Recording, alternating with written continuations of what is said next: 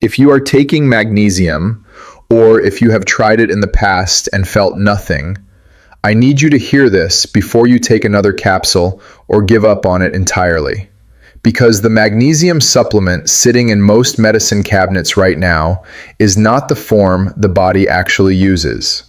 And the difference between the form you are probably taking and the form I am going to tell you about today is not a minor detail. It is the entire reason millions of seniors are supplementing every single day and still waking up with leg cramps at 3 a.m., still lying awake for hours, still feeling their heart flutter, still exhausted by mid-afternoon, and still being told their magnesium levels are fine. I am Dr. Ryan Mitchell. My background is in internal medicine, and one of the things I focus on specifically is nutrient depletion in older adults. The deficiencies that develop quietly over years, that produce symptoms your doctor attributes to aging, and that never get connected to their actual cause in a 10-minute appointment. Magnesium is at the top of that list, and the form of magnesium is the conversation that almost never happens. Before we go any further, if you are not subscribed yet, please do that now. Every week on this channel, I share the health information that should be in every doctor's appointment, but rarely makes it there. For seniors managing their health with or without medication, this channel exists to fill that gap. Subscribing means you will not miss something that matters. Here's the problem that nobody explains. Walk into any pharmacy and you will find magnesium oxide, magnesium citrate, magnesium malate, magnesium threonate, magnesium glycinate, all on the same shelf, all labeled simply as magnesium, all priced similarly. There is nothing on the label that tells you which one your body can actually absorb, which one survives the digestive process, which one crosses into the cells where the deficiency is actually living. Your doctor did not explain this, not because it is not important, but because a conversation about magnesium bioavailability does not fit into the 10 minutes allocated to review your blood pressure and renew your prescriptions. So you picked something off the shelf, or someone recommended something, or you bought whatever was on sale. And there is a very real chance it is the form your body is least equipped to use. Today, I am going to walk you through 4 things. Why most magnesium supplements fail before they reach your cells. The specific mechanism that makes glycinate different. The 4 symptoms that tell you your magnesium is still not at the right level, even if your blood test says it is. And the one mistake almost every senior makes when they start taking it, that completely cancels out the benefit. We are going to count down from 4 to 1, and I want to tell you now, number 1 is the mistake I see most often, and it is also the easiest to fix once you know it. Stay with me through all 4. What you learn in the last 2 minutes may be the most practically useful thing you take away from any health video this year. Point 4. I want to start with a man named Raymond, 68 years old, retired postal worker from Ohio. Raymond had been dealing with leg cramps for 3 years, the kind that wake you at 2 a.m. and lock your calf so hard you have to stand up on a cold floor just to release the muscle. His wife had read about magnesium online and bought him a bottle from their local pharmacy. He took it faithfully every night for 4 months. The cramps did not improve, so he stopped. Told his doctor magnesium didn't work for him. His doctor nodded and moved on. Raymond came to see me about something else entirely, and when he mentioned the cramps in passing, I asked him one question. What form was it? He didn't know. He went home, checked the bottle, and called back. It was magnesium oxide, the cheapest, most widely sold, and least bioavailable form on the market. Here is the mechanism. Magnesium oxide has a bioavailability of approximately 4%. That means if you take a 400 milligrams capsule, a completely standard dose, your body absorbs roughly 16 milligrams. The rest is excreted. In many people, it acts as a laxative before the mineral even has a chance to enter the bloodstream. Magnesium citrate performs better, around 30% bioavailability, but it is still water-soluble, meaning it passes through the digestive system relatively quickly and does not accumulate in the tissues where depletion is actually occurring. Magnesium glycinate is structurally different from both. It is magnesium bonded to glycine, an amino acid that has its own intestinal transport pathway. Because the glycinate molecule uses that separate pathway, it bypasses the absorption bottleneck that limits oxide and citrate. Bioavailability studies show glycinate absorbing at significantly higher rates, with minimal digestive side effects, and with a much longer residence time in the tissues.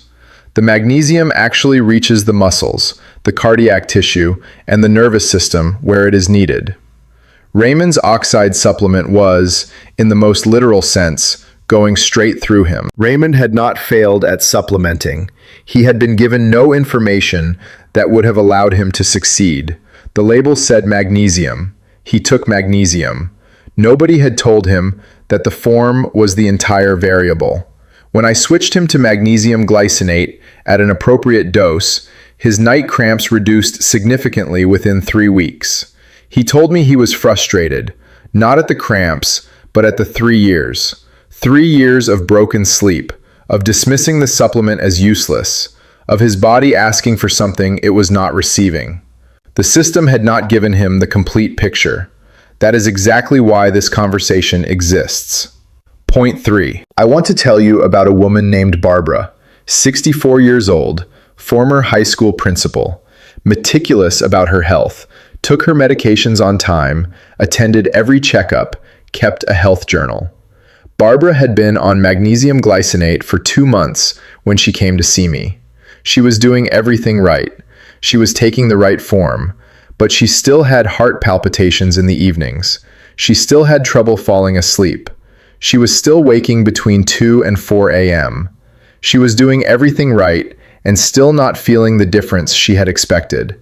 And she had started to wonder, quietly, without saying it, whether perhaps this was just what being 64 felt like. Barbara's blood magnesium came back within the normal range.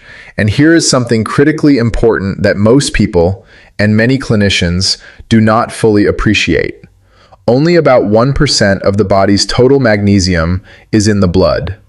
The other 99% is inside the cells, in the bones, in the cardiac tissue.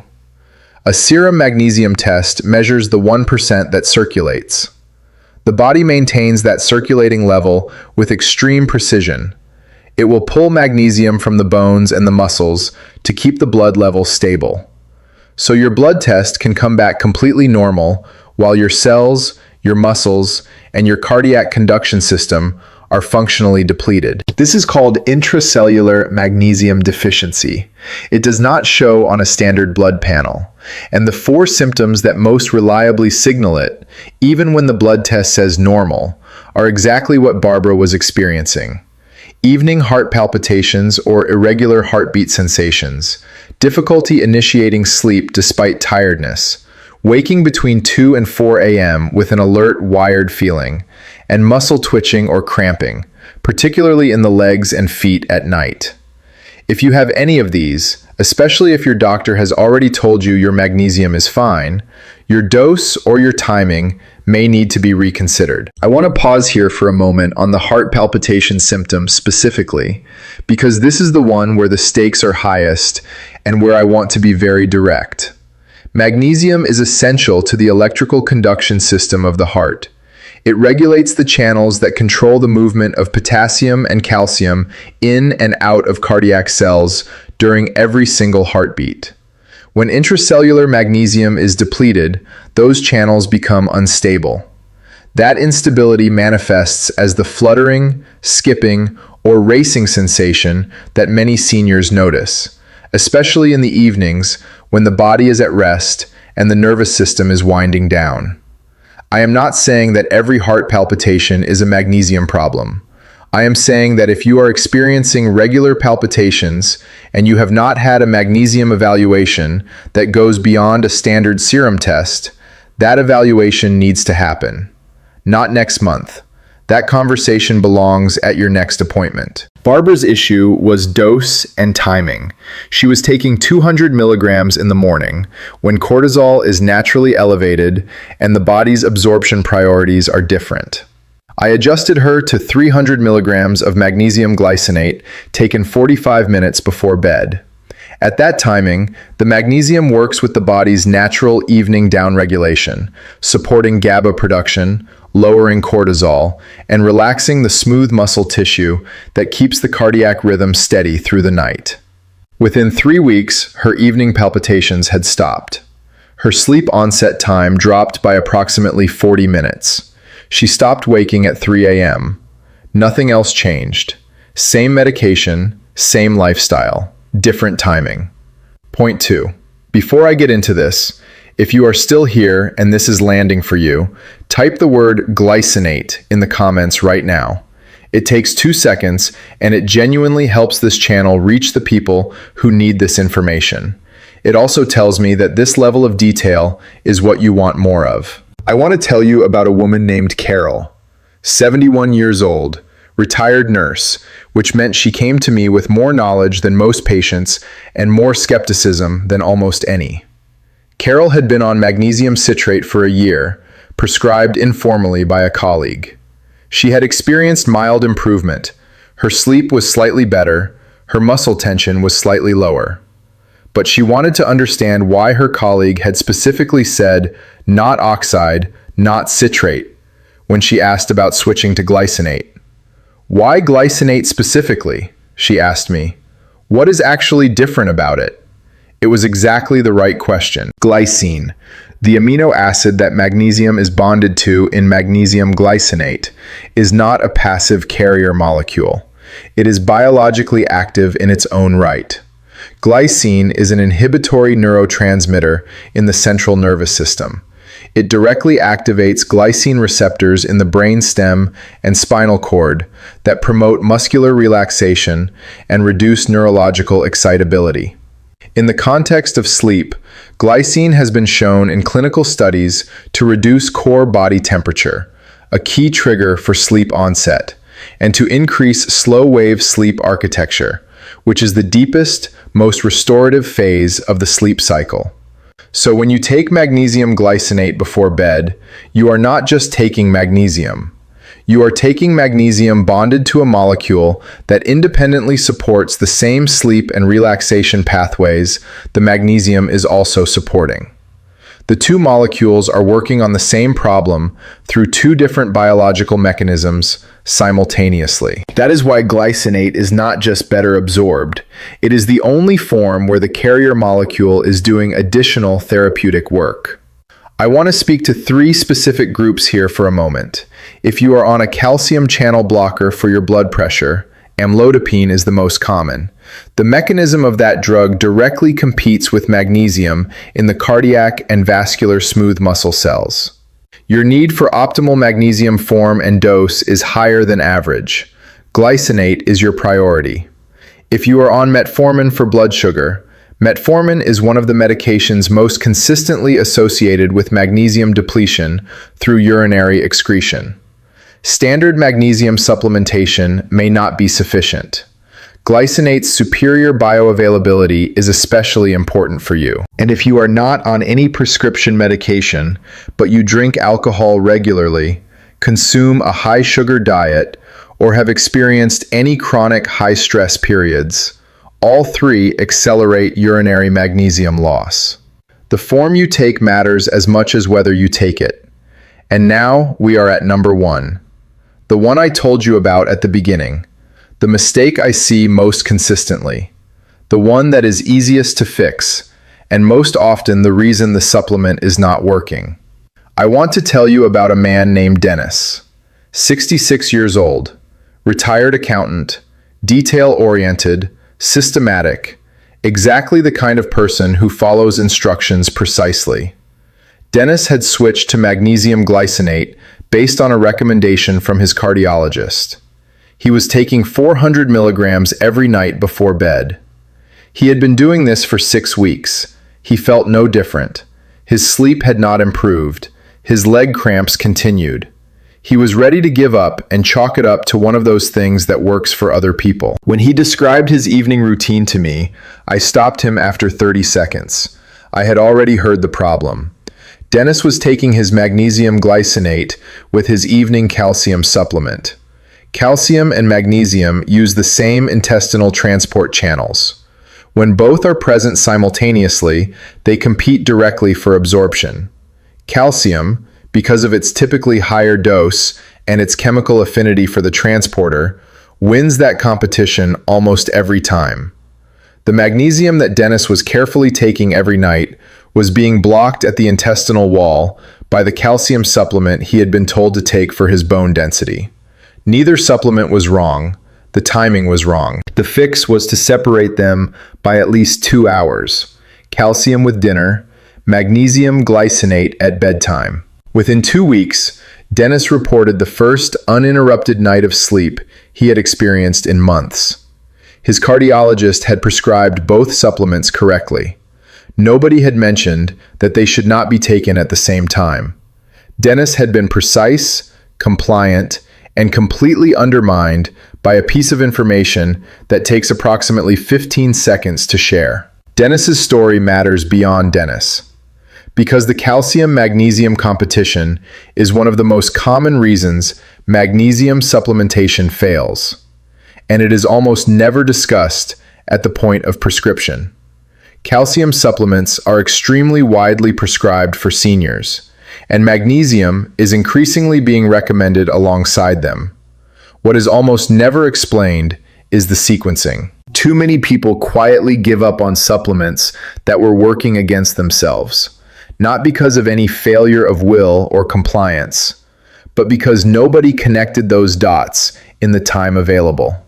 If someone you love is taking calcium and magnesium and not feeling the benefit, or if you have quietly given up on magnesium yourself and decided it simply does not work for you, please share this video with them. That 15-second piece of information may be the only thing standing between them and 3 years of broken sleep. So here's the framework I want you to take away from today. The 4 things that determine whether magnesium glycinate works for you.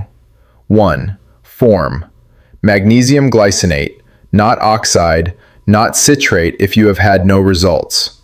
If your bottle says magnesium oxide, the form is almost certainly the problem. 2. Dose. For most seniors, 300 to 400 milligrams of elemental magnesium glycinate per day is the therapeutic range. Check the label for elemental magnesium, not the total weight of the compound. A 500 milligrams glycinate capsule may contain only 50 milligrams of elemental magnesium. The elemental number is the one that matters. 3. Timing. Take magnesium glycinate 45 to 60 minutes before bed, not with meals, not in the morning. Evening timing works with your body's natural cortisol decline and GABA upregulation to produce the maximum effect on sleep and muscle relaxation. 4. Separation. If you take calcium supplements, separate them from your magnesium by at least 2 hours. Calcium at dinner. Magnesium glycinate at bedtime. Never together. Write these down. Screenshot this. This is the complete framework. Form, dose, timing, separation. 4 variables. Any one of them wrong, and the supplement will underperform regardless of quality or consistency. One question before you go. Have you tried magnesium before and felt like it didn't work? Or has it made a genuine difference for you? Leave a comment below. Tell me which symptom brought you here and whether you have tried glycinate specifically. Your answer in that comment section may be exactly what someone else needs to read before they give up on a supplement that could genuinely help them. And if you are currently taking any prescription medication, next week's video was made specifically for you. I am going to cover the 7 most commonly prescribed medications for seniors that are quietly draining your magnesium every single day, including 2 that most people would never connect to a mineral deficiency. If you are on blood pressure medication, a diuretic, or a medication for blood sugar, that video is essential viewing. Make sure you are subscribed so you don't miss it.